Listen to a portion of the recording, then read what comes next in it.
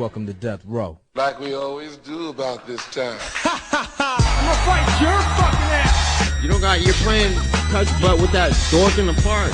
There's a little snake in the grass. Hey, I'm not surprised, motherfuckers. No fucking Jesus, people!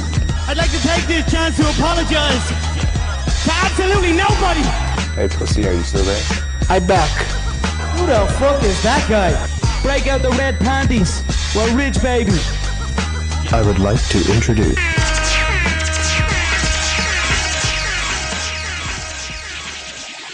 Welcome to the MMAforMoney Show, episode 5. Yes, 5. We are halfway to being back on iTunes to be more convenient for you guys to listen to.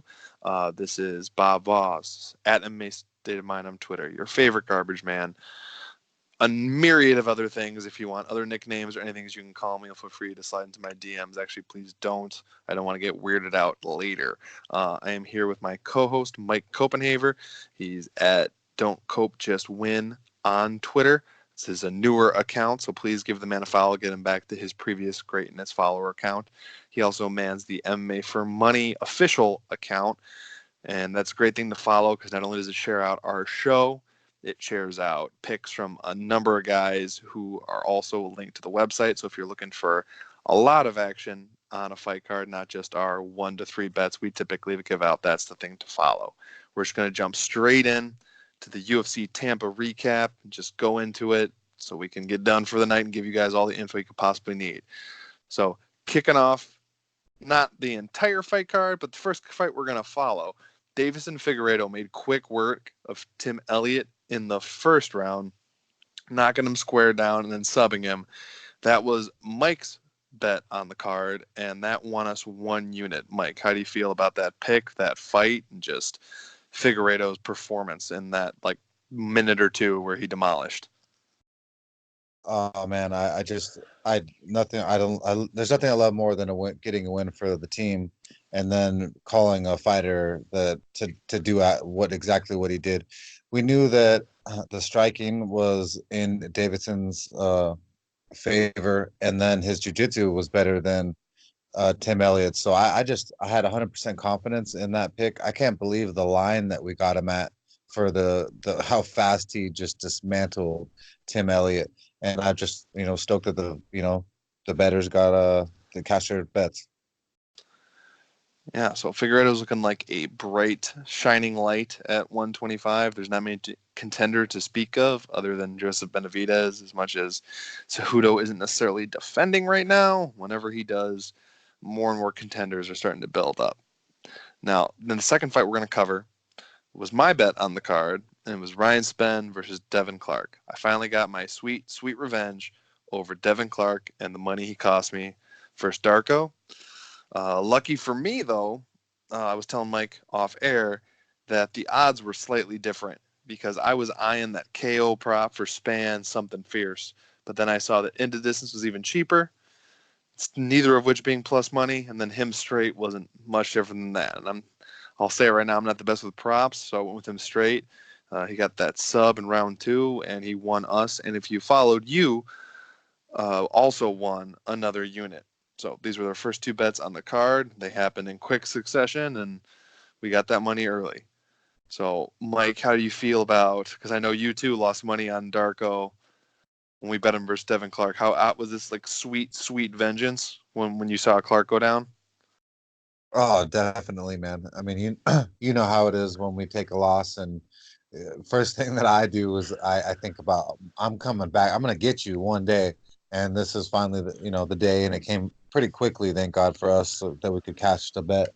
And Ryan Spann he's a big, lanky dude, and he utilized that reach that we talked about he had over Devin Clark, and just performed really well.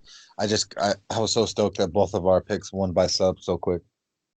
Oh yeah, that was crazy.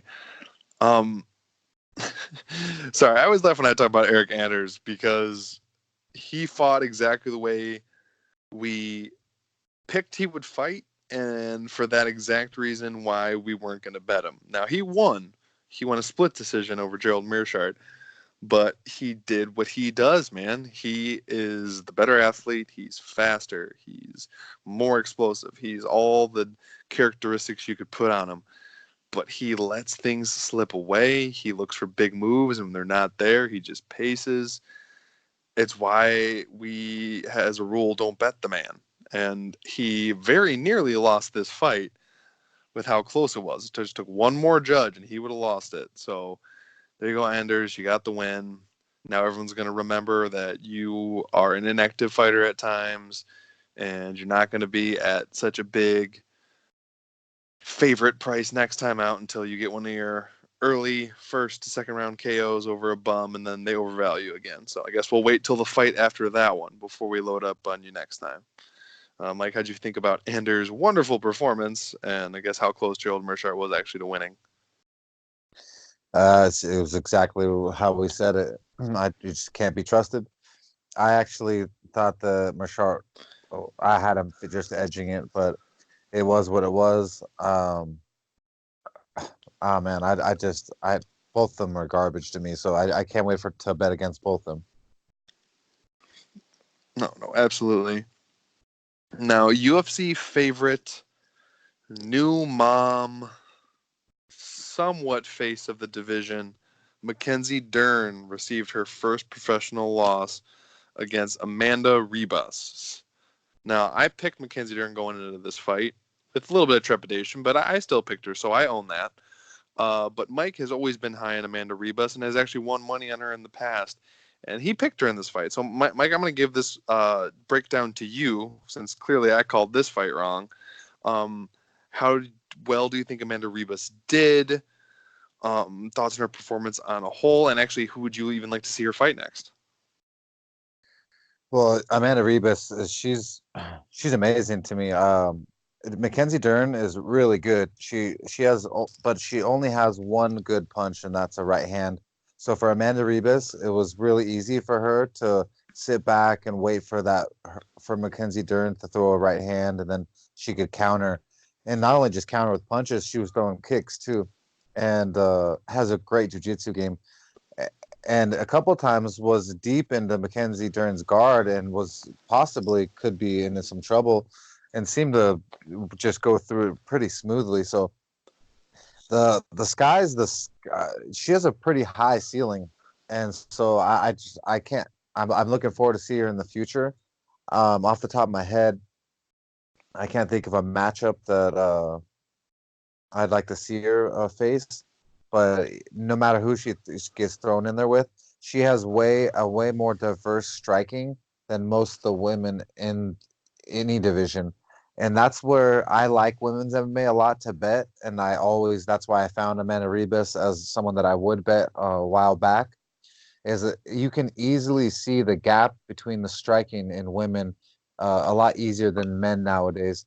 Men have grown and gone and come so far and advanced in their striking. Not saying that men are better than women, but they just have had more time in each division to learn and to adapt their striking. So I think that it's Amanda Ribas showed you that. So if you ever look for an edge in women's MMA, you look at the jiu-jitsu, the belt ranking, and then I look for the more aggressive, diverse striking, not some flat-footed one punch. Apologize for that pause. There was a yawn there. Moving on.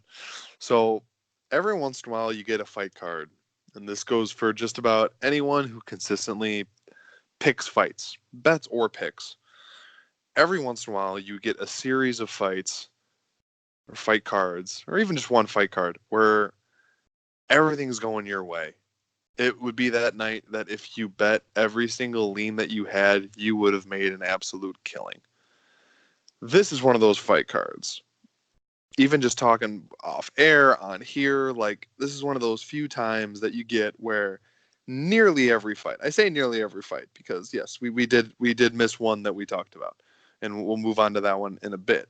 But if you go back and listen to our breakdown, and then you watch all the fights that we've talked about that have happened thus far in our recap, and even more so this next one I'm going to talk about, we called them to a T. I'm sorry to bring it up, and I don't mean to feel like I'm gloating or anything like that, but these are few and far between when you just feel like it's like you're hitting net, you get into that flow zone. So here's hoping that we can carry this from this event and move this on to the next event that we're going to talk about later and just get a real good heater going for you guys. So what made me want to have that little diatribe there is even just the next fight, okay? So this was Nico Price up kick KOing James Vick in round 1. Now, we didn't say he was going to win via an up kick KO. I will say that. But because that's such a low percentage finish, go team. But if you know much about Nico Price and his ability to KO guys from any position, because he's going for it at every position, he's even knocked out a guy while he was hammer fisting from bottom. But we called this one too. James Vick, hasn't been able to secure some of the weaknesses he currently has. He's went up to 170, which he should have done, but then he goes against a guy that has 170 ending power after coming off of 2 KO losses himself. James Vick, that is. And dude got absolutely destroyed with that shot. He went down bad. The camera even panned on him too long. You saw him just in that helpless state. I mean, I'm happy to hear he came out saying his CT scan was negative, but he may have tore something in his knee. I mean, that's the worst thing he could have dealt with a KO finish like that. So, I mean, more power to Nico Price, who, I mean, dude's never going to be champion, but he is going to put out some vicious finishes in there. Mike, how do you feel about, I guess, James Vick's future at 170, and then also just how sensationally of a finisher is Nico Price? Oh man, that the sound that James Vick's jaw made when Nico Price hit him with that heel was deafening, man. I mean, like it will stick with me forever. I knew he was gone right then, and it was just bad, and it was amazing, man. We both said that he had no chin. He wasn't gonna like the pressure that Nico Price brought, and he didn't. I mean, the fight started, and he backed him up against the cage and was swinging on him, knocked him down on his back, and then Nico got knocked down, I believe, and then was on his back for a second, and then finished it. But James Vick should probably stop fighting. I just don't see why he would fight anymore. He just doesn't have it. You know, there's people that do and they don't. There's people that fight a long career and they don't get KO'd as badly as he had in the last few. So for his future health, he needs to stop fighting. If anyone loves him, they should tell him that and have that Joe Rogan, Brendan Schaub moment. So maybe Brendan Schaub should go and talk to James Vick because he's not on the JoJo level. Well, and that's the hard thing because like you're in that spot. James Vick at one point was 9-1 at lightweight. That is just insane to me. And now I think he had the decision loss to Felder, the 2 KO losses, this 3rd KO loss, that's 4. So he's now 9-5. That's crazy. And I don't see tons of upside. I mean, I still want him to stay at 170 because at very least, I mean, he can maybe string some wins together, fighting some guys the lower half of the division that don't have the KO power, and maybe he could build it back. But I mean, you get fighters like Nico Price in there, and they're just gonna take him out. I mean, like, I don't know what he's got going on other than just striving to be a fighter. I mean, I know he's always talked big about saving money and planning for the future and whatnot, and following all those self-help money people, but yeah, there's no way he's saving money if he lost all that money betting. Yeah, well, they have that one fight, but with everything else, I mean, like it's not like he was making crazy money. I mean, he was. I know it for sure. He was a top 15 lightweight at one point. I'm pretty sure he was top 10, but I highly doubt he got any of those big paydays. Especially, I know he didn't win it, but I'm pretty sure he ended up with like a tough contract coming out, so he wasn't making that much for the first number of fights. So can't imagine he's making much more. I know he doesn't have his own gym, so I don't know. It's the uncomfortable thing talking about fighters and what are they going to do after. Because Mike, I absolutely agree with you. Given the horrific losses he's had in the last like calendar year, he needs to step away. Like, if I was his family member, I would ask him to step away. But where's he going to go? I mean, I don't know what kind of background he has in anything. So, I don't know. It's that hard part about these guys not making more money. Granted, I mean, the lower end boxers don't make as much money either, and that's happened for much longer. So I don't know if that's gonna get fixed, but yeah, James Vick needs to find something else, man. Because I mean, will maybe get another call from the UFC only because he's been in the UFC for so long, but he's lucky if he gets one more. And I mean, hopefully they don't set him up with a power puncher. So now we gotta go to the one main fight that we got wrong, and it's a main fight we got wrong because we bet on this fight. God damn it, dude! We can never get the cherry, bro. Like you said, there's rare times when you call every fucking fight, and then the one that you just like, oh my god, is it really gonna happen? And that just one fight always does it. Well, and that's the funny thing, because if we would have, because we even talked a little bit about betting Nico Price, we didn't really like the price on him because we thought he was going to be dog money. But even just say he was plus 100. So if he was plus 100, we would have likely bet Figueiredo, Span. We would have disagreed on Ribas, so we would have just like chalked that one up to no bet. We would have bet Price. And I mean, the odds were ridiculous, but I mean, we both leaned Joanna. Just the odds were kind of too big to put her in anything. So it's like this was really the only fight that we were way off on. Because even the Anders fight was a no bet because they could go a million different ways, and it just went the way we called. I mean, still with him winning, but barely. But I mean, kudos to Cub for keeping it up on the feet and laying hands. And I mean, I honestly kudos to Kron for keeping the strike stats close because he was also putting some hands on Cub and just taking those body shots and walking like they did nothing. That I was very impressed by that Kron was able to take those. The initial breakdown that both you and I have for this fight. Now, to make it clear, we lost 1.5 units on this because Kron was the favorite. He had dipped to minus 150, so we bet to win 1 unit. So that's 1.5 units down. So that's what we lost. But I still think the breakdown stands. If it would have gotten to the ground one time, Kron's tapping him.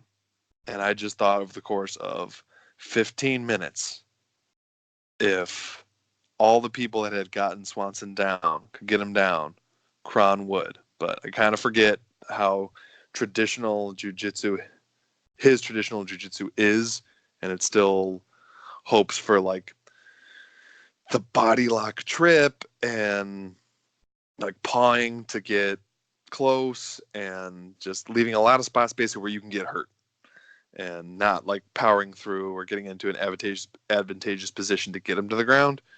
So that one's on me. But again, I still think even if they would have stumbled to the ground, Kron would have got the sub. So I still would have taken that bet. Obviously we lost it, but I don't know. Even in another year or two with a little more experience, I would make that bet again. What about you, Mike?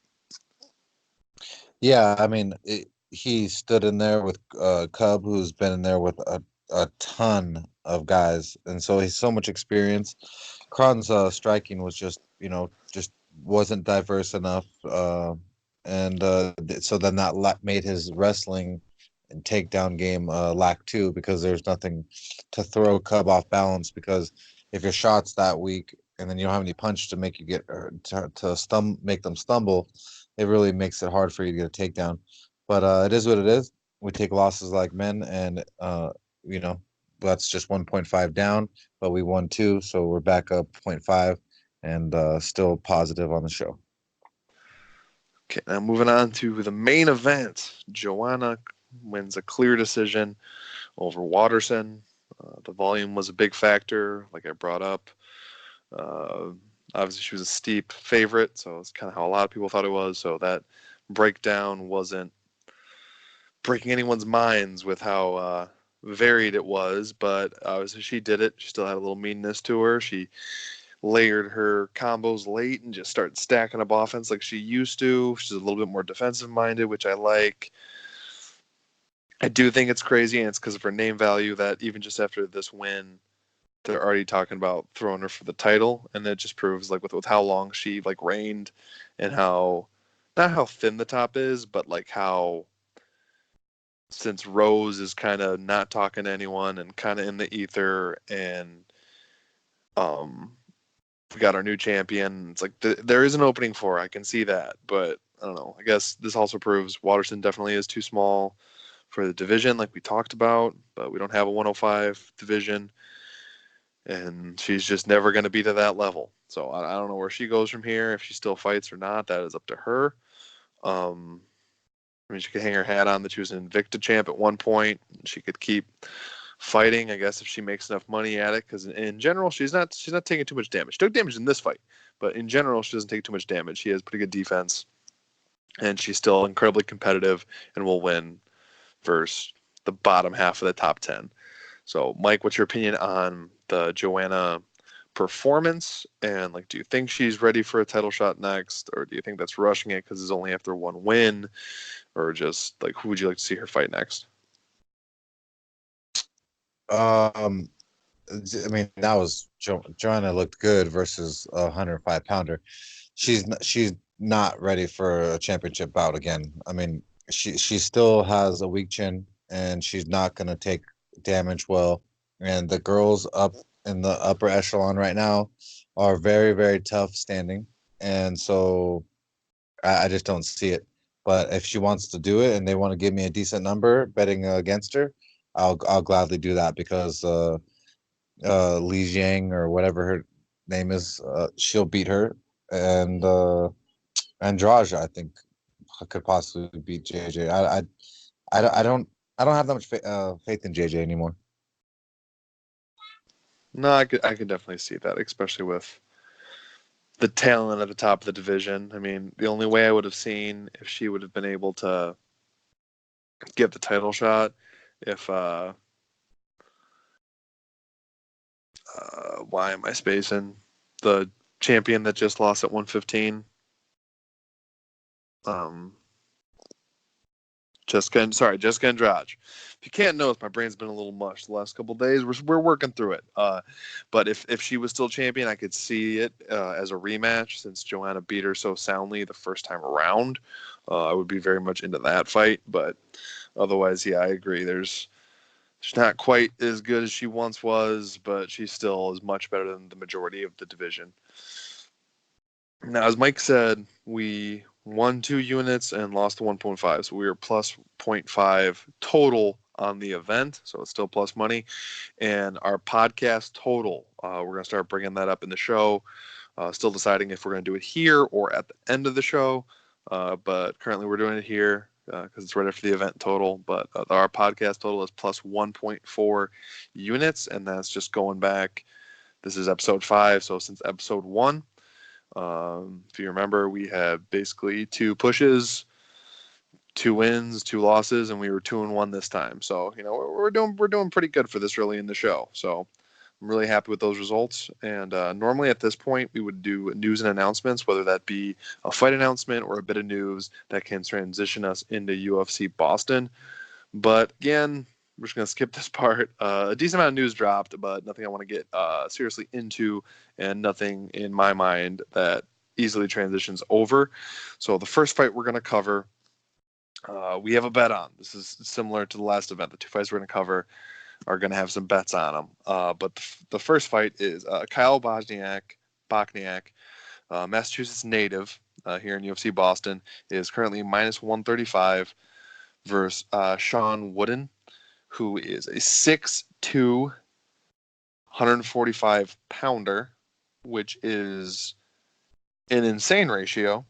He is a Dana White's Tuesday Night Contender Series alum. He got a KO over Terrence Kinney, and now he's fighting Kyle Bochniak in his backyard at plus 105. I'm a little surprised the line.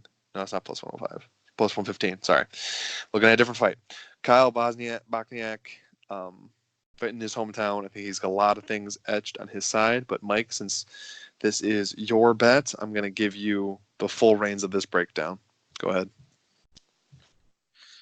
Yeah, Kyle Bochniak is a brown belt in jiu-jitsu, and he's also a very good striker that comes with a lot of volume. His last two fights in the UFC he's lost, and they've both gone to decisions.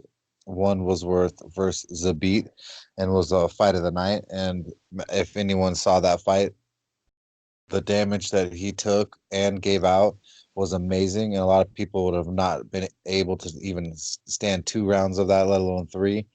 And so I just think Kyle has way more experience in the octagon. He has learned so much in the fights he's lost, and I think that this newcomer has something coming for him. I don't think that I believe he's a blue belt in jiu-jitsu. I don't think he's gonna have the jiu-jitsu game for Kyle, and I think that Kyle's going to be able to get in there, even though the other guy is 6'2". Zabit was taller than him, and he still managed to get in there and throw some bombs. So I think that if this goes to a decision, it could be a fight that Kyle edges and wins. And if it's super close, that the judges can give us that. So I want to lay down I believe was a 1.45, 135. 135. Yeah. Okay, so I'm going to lay down the 1.35 units to win 100 on Kyle Bosniak for his experience, his aggressiveness, and his jiu-jitsu defense should be there. So I think it's a great bet. Yeah, I get what people are thinking to a degree with Darren Stewart. One of the lines a little. Next fight with Sean Wooden, with how close it is. Because I agree. I think Bosniak should be at a much bigger favorite, but his KO win in in Dana White's Tuesday Night Contender Series was the guy coming in for a takedown and him lifting up and getting a knee KO. So I don't know if they're thinking that's going to happen to Kyle, but we don't. The next fight is actually the next bet on the card. This is Darren Wynn at -125 versus Darren Stewart at +105. Now this is my bet. I'm betting on Darren Wynn. I'm sorry. That's two different spellings of Darren right next to each other is really messing with me. I apologize. Darren Wynn at -125. I really like that number. I'm surprised that he's as low as he is. I understand he was a huge favorite last time out, and it was a little closer than people thought it should be. So rather than a -300 favorite, he's a -125 favorite. I think Darren Stewart looked, even though it was a split, looked really bad against Edmund Shabazian, if I'm pronouncing that right. But Shabazian was able to control, and a few of his other past opponents were able to control Stewart against the fence, really be able to initiate the clinch and pin him up there. And since Darren Wynn is one of the main training partners of DC, and he's kind of like his protege, I think he'll be very comfortable in that spot, as well as just straight being able to take him down. I mean, Stewart's been finished on the ground in the past, and I don't see him being able to last too long if they're there for too long. So I'm going to give this Darren Wynn. I have 0.125 units on him to win 1 unit. Mike, how do you feel about the Battle of the Darrens? Well, Darren, when I've been high on too with you, he's DC's little protege, and I think that he's just got an amazing wrestling and pressure up against the cage. So I think for 3 rounds, that's going to be I think a grind fest, and most likely a decision win for Darren Wynn. So I like your pick that you're taking here because I love wrestlers, and anytime you get a world class wrestler versus a whatever wrestler, I'll take that. So I love this pick that you got, and I'm going to ride it with you. Greg Hardy is back. Yes. Twitterverse, please argue back and forth on his character as a person. We are just going to focus on him as a fighter because don't want to get into it. Greg Hardy is currently -300 versus Ben Sassoli at +250. Now, Greg Hardy is taking a step down after having a great last performance.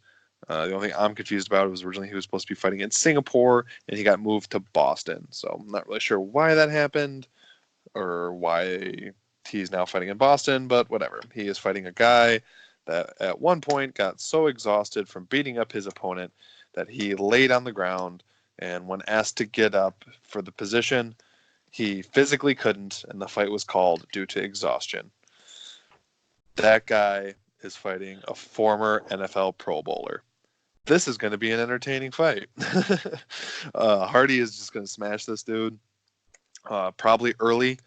If you like under 1.5, I say go for it. Pretty sure last I checked, that's minus 155. So a little steep, yes. But Hardy in the distance is minus 230. And he's likely going to finish it in the first round because Sosali doesn't have gas for more than a round. So we'll see how that goes. But, I mean, Greg Hardy's going to get a finish, and a bunch of Twitter people are going to get upset. So I guess it's a good day. Mike, do you have a breakdown of this fight? Sorry, I glitched for a second.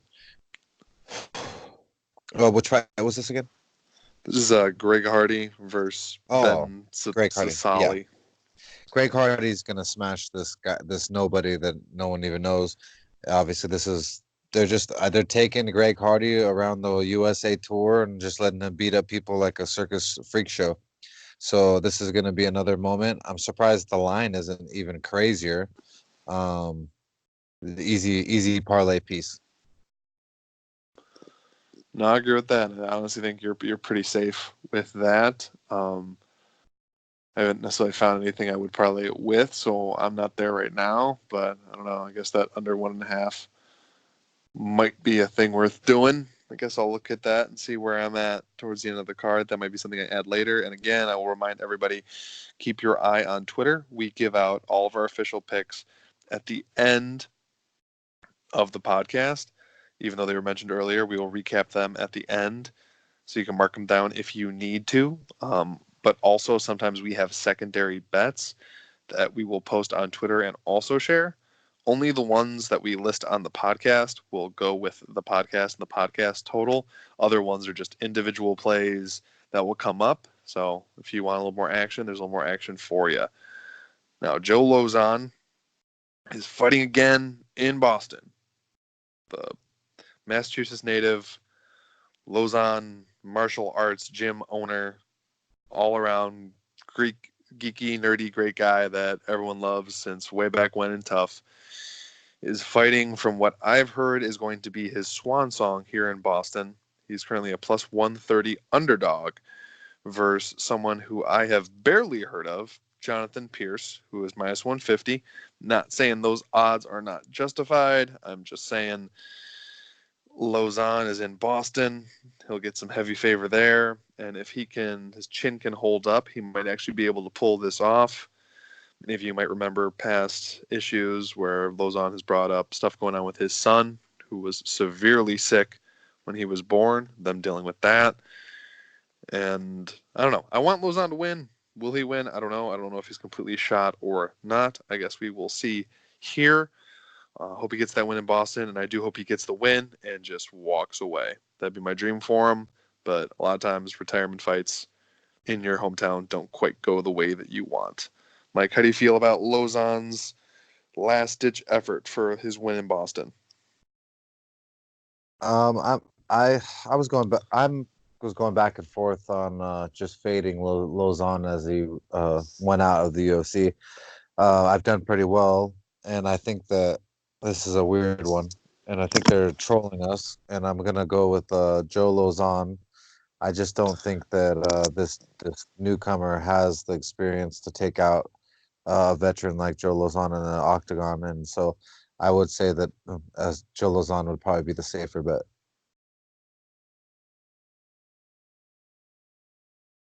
We will see. Like I said, I'm really hoping Lozon pulls off the win.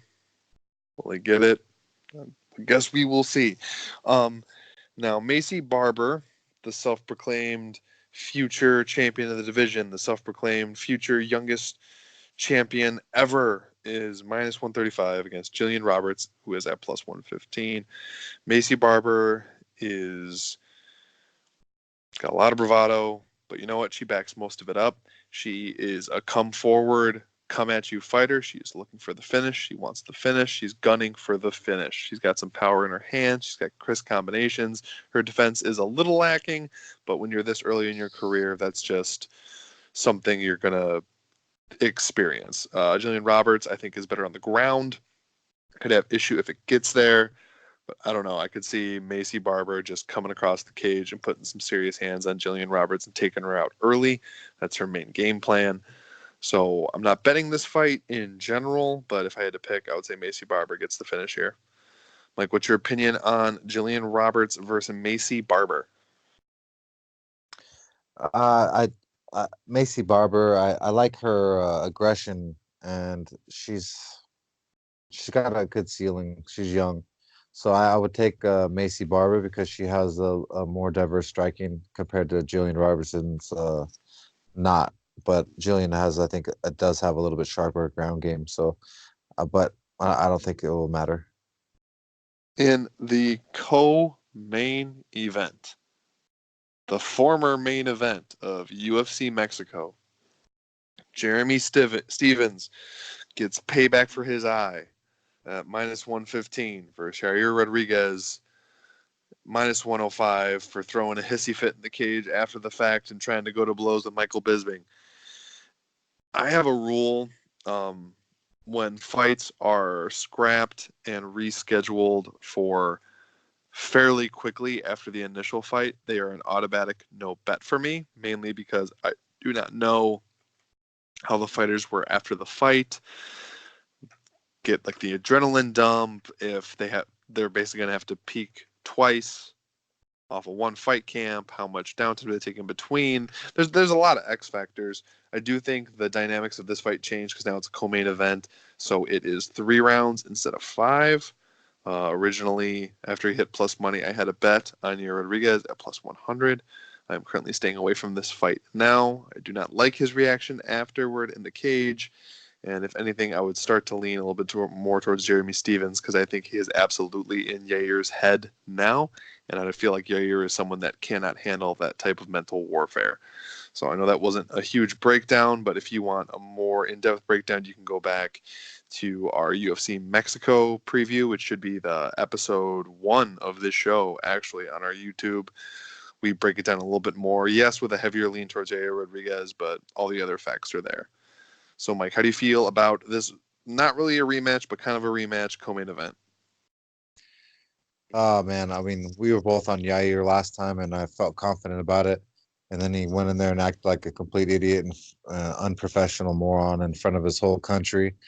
So I want Stevens to whoop his ass now. So I wouldn't say to pick this or that, but now I think that if there was 2 people fighting in the street, that Jeremy Stevens would end up eating Yair for lunch.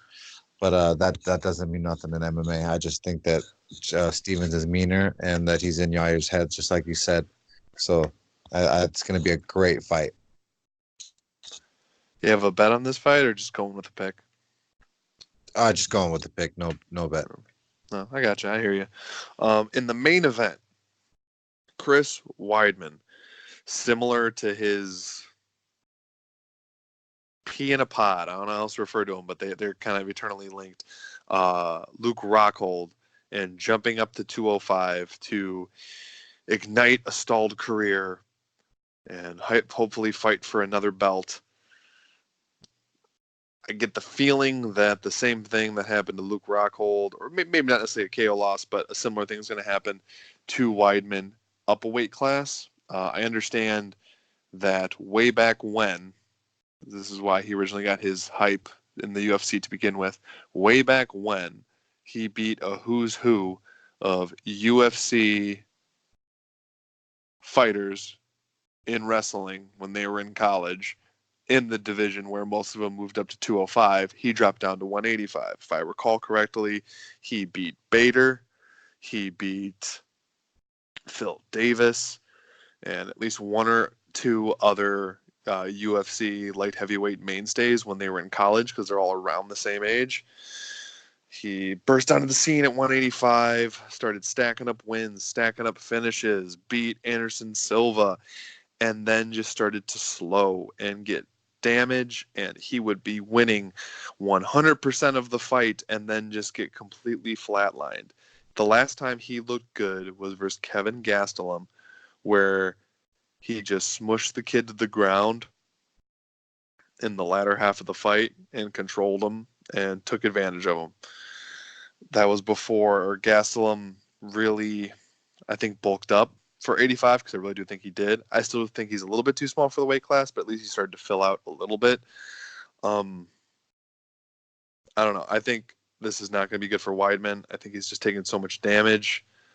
Originally, I did like Dominic Reyes for a bet, who he seems to be shooting up in this division. I do think he lost to Ozdemir, but that's fine. I do think he's the faster, more explosive, stronger, more opportunistic finisher in this fight. And Weidman does have the wrestling. I do think Reyes either can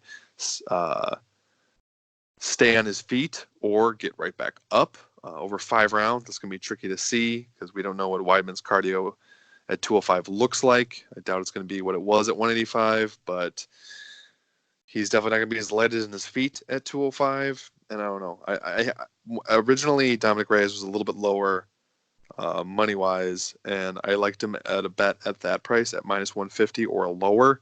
Getting to this minus 170 range, I don't feel comfortable laying that much on him, just because I could see a possibility of Weidman taking him down and holding him down. Will that keep going? I don't know, but I don't know. In general, I'm picking Reyes. I think over the course of however long his tenure at 205 is, I think Weidman's 205 jaunt is going to be a failure. I agree it's something he should have done, but kind of too little too late, similar to what's going on with Vic. I think he should have done it 2 years ago, just like I thought Vic should have moved up to 170 2 years ago. So it's going to be a great fight, a lot of action, good chance for a finish. Most of this fight card is. It's going to be very exciting, fast-paced fights, good chance for finishes. But in the end, it's a pick of Reyes, but I'm staying away from a bet. Mike, how do you feel about the main event of UFC Boston?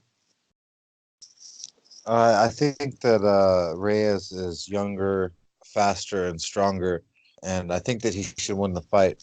But I think that Weidman has such good jiu-jitsu that if he gets him down, we could have some trouble pretty easily. So it's a tough one, man. I'm gonna go with Reyes because Chris Weidman, I don't think has the power or the chin to receive the damage or that Reyes could possibly throw at him. So I think that Reyes could win this by KO TKO. Now, that was UFC Boston. So to quick review our bets for this card, obviously keep your eye open to our Twitter accounts and to the MMAforMoney Twitter account, because more bets may or may not be shared. For sure they'll be shared from the site, but more may or may not be shared from me and Mike here. But at least the two on here are a bet on Kyle Bochniak at minus 135 to win 1 unit, and a bet on Darren Wynn at minus 125 to win 1 unit. These are 2 bets for this card. Again, we are plus 1 units as a podcast. We will do our best to grow that for you guys and win you some money. Now, Mike, before we say goodbye to the good people, is there anything you want them to check out, like your barbecue Instagram or anything like that? Give that a little shine. Man, guys could always go to Instagram and add my barbecue catering company. It's called Copesq, KOPESQ. I just love cooking things Southern style and slow. So just check out the content when you can. Yeah, check that out. And again, anytime you want to talk to any of us about MMA, UFC, Bellator, any of it, you name it, just because we don't cover it all in here doesn't mean we don't watch it and know it. So hit us up on Twitter. Please subscribe to this YouTube channel. It will be growing tremendously over the next 6 months to a year as we add more things to it, can finally link the full-blown podcast to it, and a bunch of other things. So thank you all for the support. Enjoy the fights, and let's make some money.